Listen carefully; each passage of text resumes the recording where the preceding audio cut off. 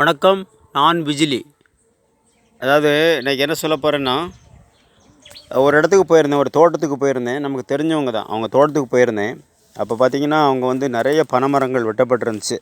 அப்போ நான் அவங்ககிட்ட கேட்டேன், இது ஏங்க இந்த மாதிரி பனைமரத்தெல்லாம் வெட்டியிருக்கீங்க அப்படின்னு கேட்டேன். இல்லைங்க, இது எந்த பிரயோஜனமும் இல்லை, அது ஓலை விழுது, மட்டை விழுது அப்படின்னு சொல்லிட்டு அவங்க ஒரு கதையை சொன்னாங்க. அதாவது நான் ஒன்று சொல்கிறேன் கேட்டுக்குங்க.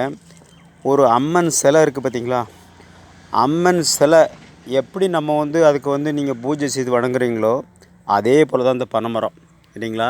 இந்த பனைமரம் வந்து ஒரு அம்மன் சிலை அப்படின்னு சொல்லி நீங்கள் நினச்சிக்கங்க. யாராக இருந்தாலும் இந்த வீடியோ கேட்குறவங்க கவனமாக கேட்டுக்குங்க. ஒரு பனைமரம் வந்து ஒரு அம்மன் சிலை அப்படின்னு சொல்லி நீங்கள் நினைங்க, வேறு எதுவும் நினைக்கக்கூடாது. ஒரு அம்மன் சிலை அப்படின்னு நினச்சிக்கங்க.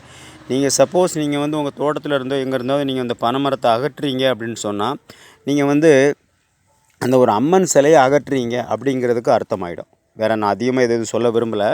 நீங்கள் ஒரு அம்மன் சிலையை நீங்கள் அகற்றுறதுக்கு சமமாயிரும். தயவு செய்து பனைமரத்தை அகற்றாதீங்க. அது உங்களுக்கு ஒரு பெரிய விளைவை கொடுக்கும்.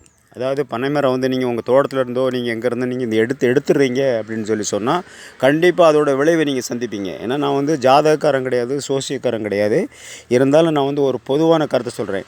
மரம் இல்லை என்றால் மனிதன் இல்லை. உங்களுக்கு தெரியுமோ, மனிதன் வாழ்வான். எப்படி வாழ்வான்? மரம் இருந்தால் மட்டுமே மனிதன் வாழ்வான், இல்லை என்றால் வாழ முடியாது. இது என்னுடைய கருத்து.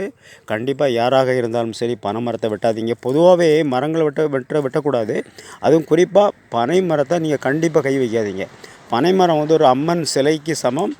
அதனால் இது கேட்கக்கூடிய நண்பர்கள் யாராக இருந்தாலும் சரி, இந்த வீடியோ குறைஞ்சது ஒரு 10 பேருக்கு நீங்கள் ஷேர் பண்ணுங்கள். இனிவரும் காலங்களில் பனைமரங்கள் காப்பாற்றப்பட வேண்டும் என்பது என்னுடைய மனப்பூர்வமான ஆசைகள். கண்டிப்பாக எல்லோரும் இந்த வீடியோவை கண்டிப்பாக பலருக்கு பகிர்ந்து ஒரு உதவியை செய்வீர்கள் என்று நம்புகிறேன். நன்றி, வணக்கம். நான் விஜிலி.